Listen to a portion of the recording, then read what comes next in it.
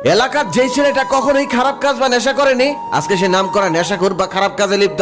যে ছেলেটা কখনোই নিকোটিনের দোয়া সহ্যই করতে পারতো না, সেই ছেলেটার কাছে আজ নিকোটিন তার নিত্যদিনের সঙ্গী। নিকোটিন ছাড়া এখন সে চলতেই পারে না। সে এখন প্রতি রাতেই ছাদের এক কোনায় বা ব্যালকনিতে বসে নিকোটিনের আগুনে নিজেকে পোড়ায়। যে ছেলেটি কলেজ, কোচিং কিংবা বন্ধুদের আড্ডায় সবাইকে হাসিয়ে মাথিয়ে রাখতো, সে এখন চুপ থাকে, এখন আর আগের মতো কথা বলে না। যে ছেলেটা অন্ধকার আর কালো জিনিসকে সব থেকে বেশি অপছন্দ করতো, আজকে সে সবাই গেলে সবার আগে কালো কালারটাই পছন্দ করে, আর প্রায় সময়ে তাকে অন্ধকারের মধ্যে বসে থাকতে দেখা যায়। এছাড়াও আমাদের আশেপাশে আরো অনেক ঘটনা ঘটে, কারোটা প্রকাশ পায় আবার কারোটা প্রকাশই পায় না। সমাজের ছোট বড় প্রত্যেকেই ভাবে হয়তো খারাপের সংস্পর্শে গেলে একটা মানুষ খারাপ হয়ে যায়। এভাবে আমাদের আশেপাশে ঘটে যাওয়া কর্মকাণ্ডগুলোর প্রতিক্রিয়া আমরা এভাবেই জানাই। সাধারণত প্রতিক্রিয়াগুলো এরকম হয়: ছেলেটা আগে ভালো ছিল কিন্তু এখন রোজ সিগারেট খায়, ছেলেটা নষ্ট হয়ে গেছে, মারপিট আর নেশায় আসক্ত হয়ে গেছে। এই ছেলেটা ছোট থেকে আমাদেরকে কত সম্মান করতো, কিন্তু এখন সামনে সিগারেট ধরায়, এই ছেলেটাও নষ্ট হয়ে যাবে, আমরা কখনো কল্পনা করতে পারিনি, ইত্যাদি ইত্যাদি। আমরা তখন ভেবে থাকি এসব ছেলেগুলো নষ্ট হয়ে যাওয়া বা বিগড়ে যাওয়ার পিছনে খারাপ সঙ্গই দায়ী।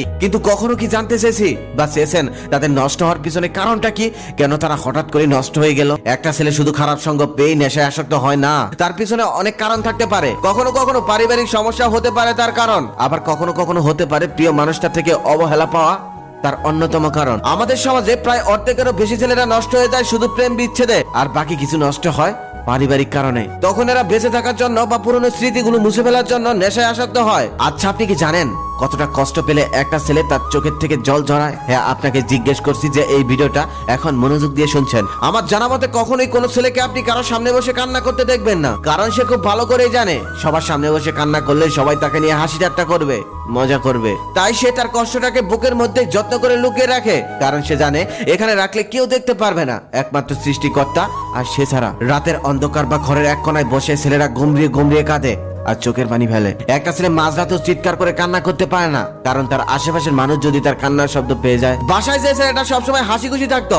বন্ধুদের আড্ডায় সবাইকে মাতিয়ে রাখতো, কিছুদিন যাবত ভালোবাসার মানুষটার থেকে সেই ছেলেটা অবহেলা পেয়ে অনেকটা বদলে গেছে।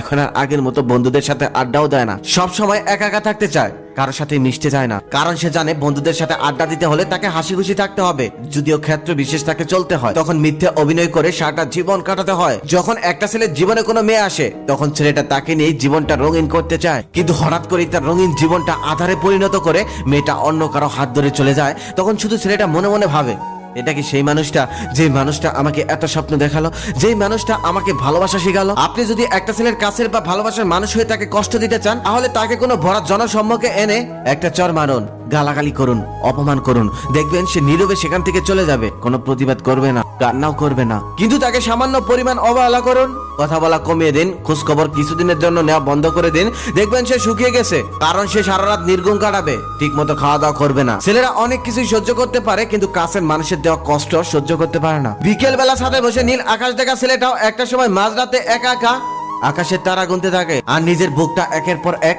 সিগারেটের আগুনে পোড়াতে থাকে। যেই ছেলেটা একটা সময় নীল রং পছন্দ করতো, সেই ছেলেটাই এখন আবার কালো রং পছন্দ করে। এখন তার পছন্দে পরিবর্তন এসে গেছে, কারণ তার ভালোবাসার মানুষটার পছন্দের রং ছিল নীল, আর সেই মানুষটা তাকে ছেড়ে চলে গেছে।